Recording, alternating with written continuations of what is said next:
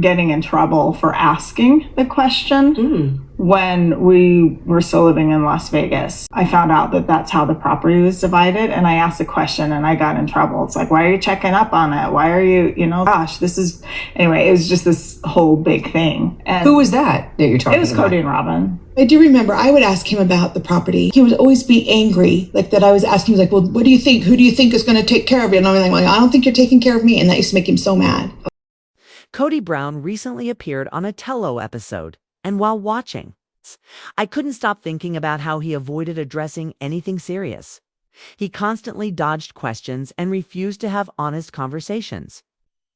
It didn't seem like he was trying to move on. It felt like he wanted to shut everyone down to avoid hearing any opinions that challenged his own version of events.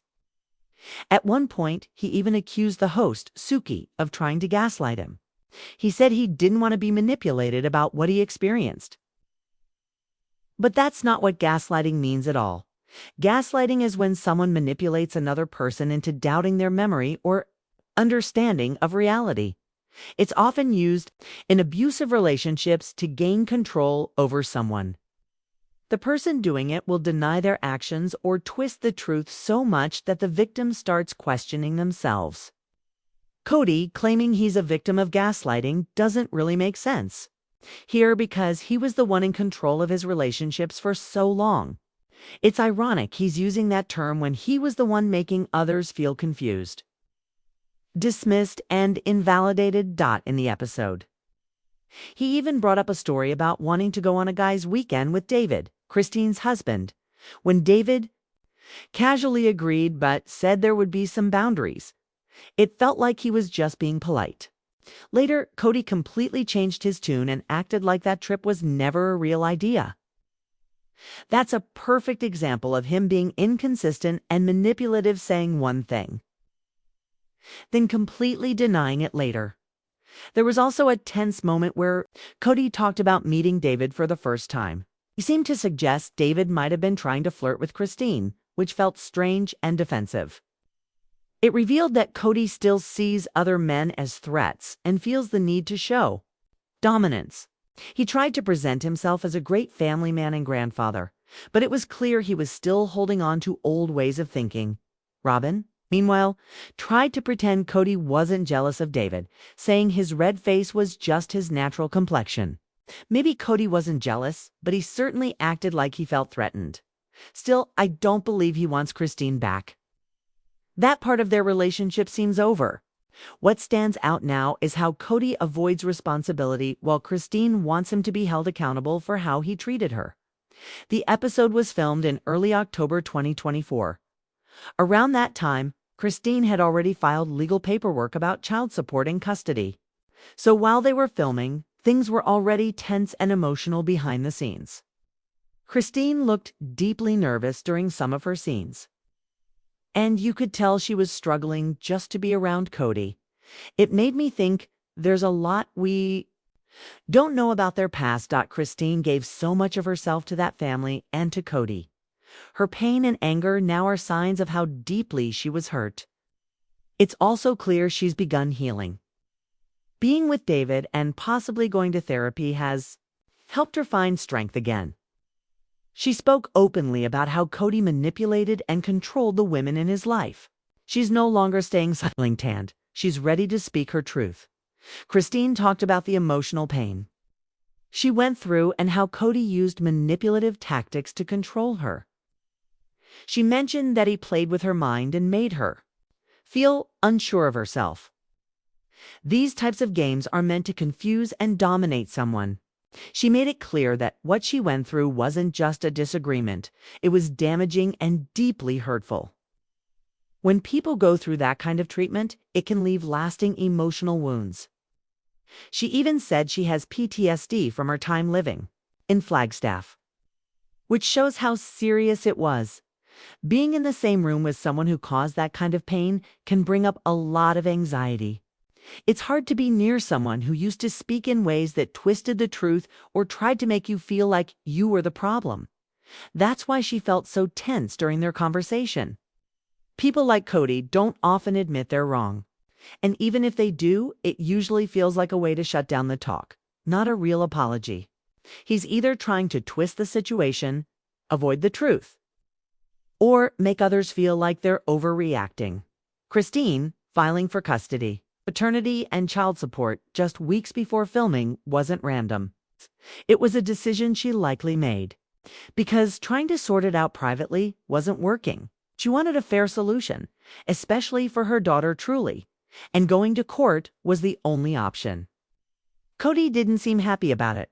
When the idea of them all getting along or even doing something like a double date in the future was brought up, Christine seemed open but cautious. She said healing takes time, and it would take small steps before anything like that could happen. But Kody didn't want to go there. When the suggestion came up, his reaction changed completely. He first said he had a good relationship with David, then turned around and refused to even consider being around them socially. He said Christine was undermining and gave no further explanation. That's how he usually handles things, by making short comments, blaming her, and refusing to give real answers. The moment got even more uncomfortable when he sat in silence, staring at the host Suki, not responding at all. He even bent down to remove a piece of hair from his clothes just to avoid speaking. His silence felt intense, like he was shutting down the conversation on purpose. That kind of behavior shows how he avoids dealing with real emotions.